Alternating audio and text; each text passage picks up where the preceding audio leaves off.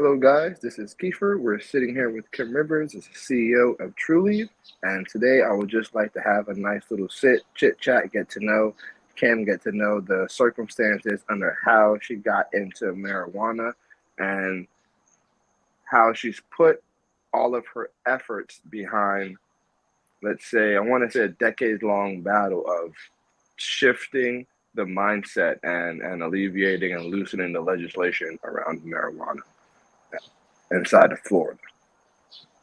So let's begin.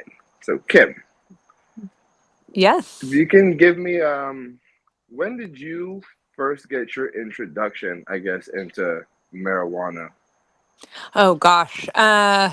Probably in high school, I would say. I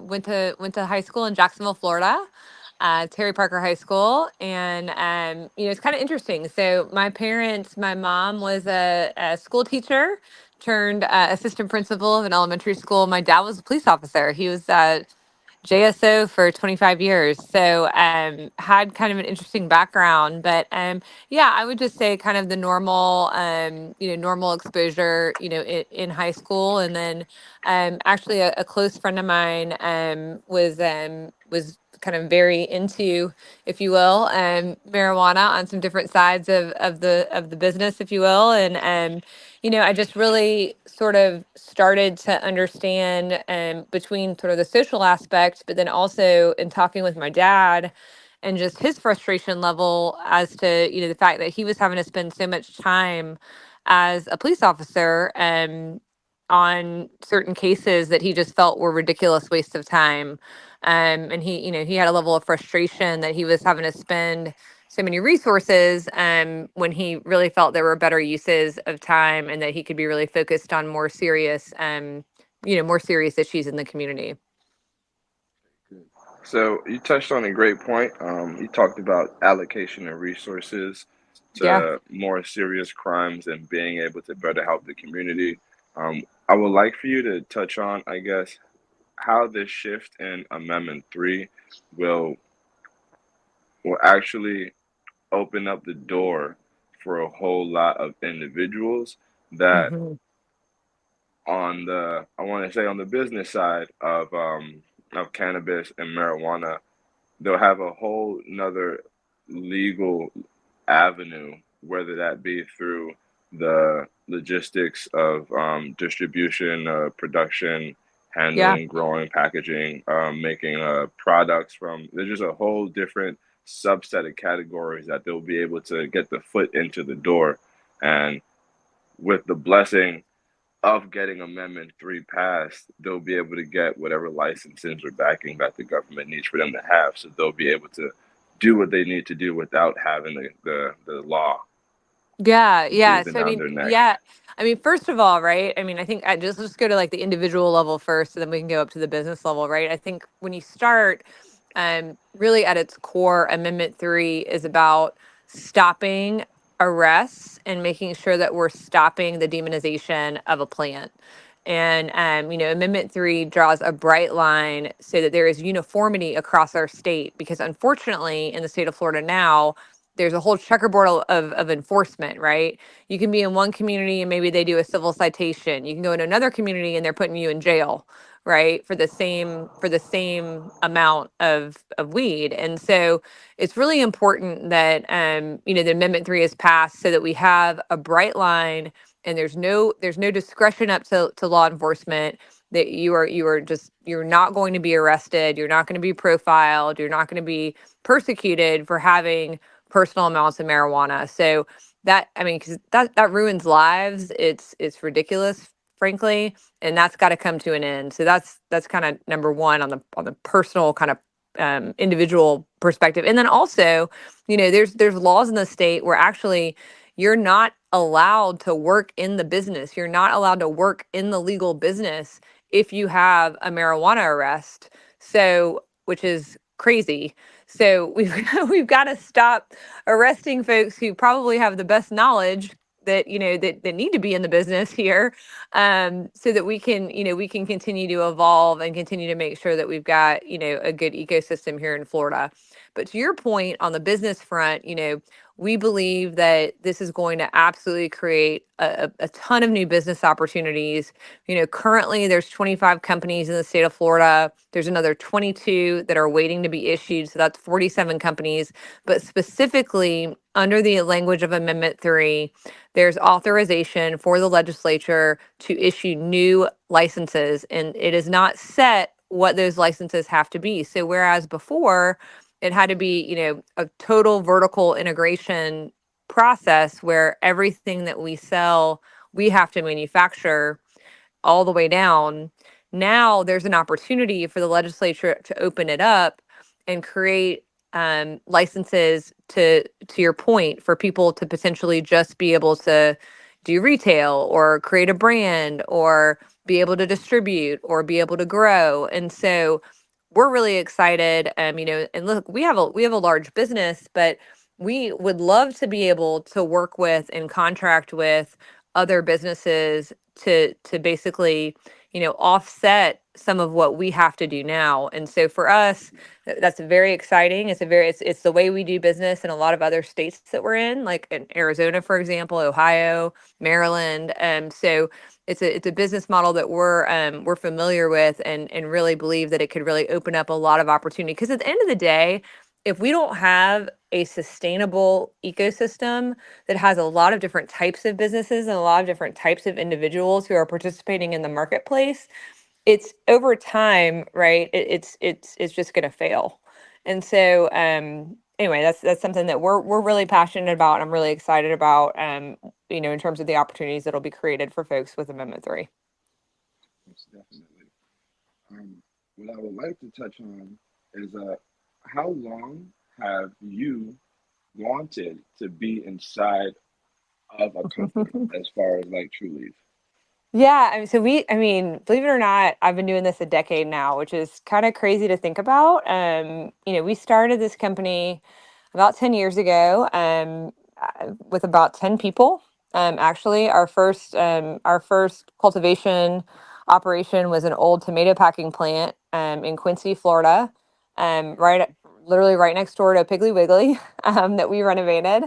And we've grown the company brick by brick, from those early days to today, where we've got thousands of employees across the state. And I feel so blessed and thankful that we've got the folks that work alongside of us every single day and who are so passionate about what we do, and the ability to really be in a business that changes people's lives. It's one thing to be in a business and to grow it and to scale it, but to be in a business that you also know is doing good, and that, I get to go into a store and talk to our patients and customers and hear about how, they've replaced, prescription medications, to veterans who have been able to, finally get a good night's sleep, and get off of some of the, medications that they're put on when they come back home, that are very detrimental. Folks that have been able to successfully transition off of opioids.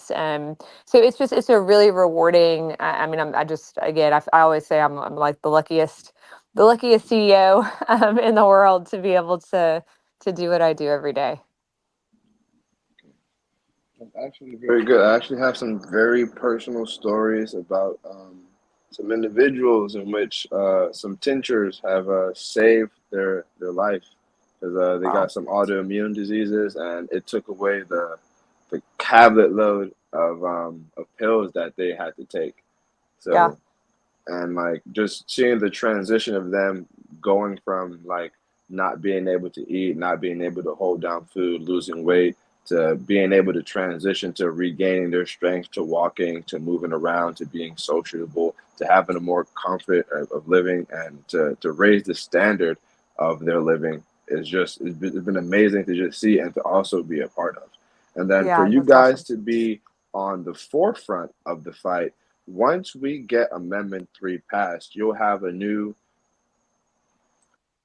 customer base, but you're also transitioning into being able to offer these services to anyone that's over the age of 21 who would like to partake.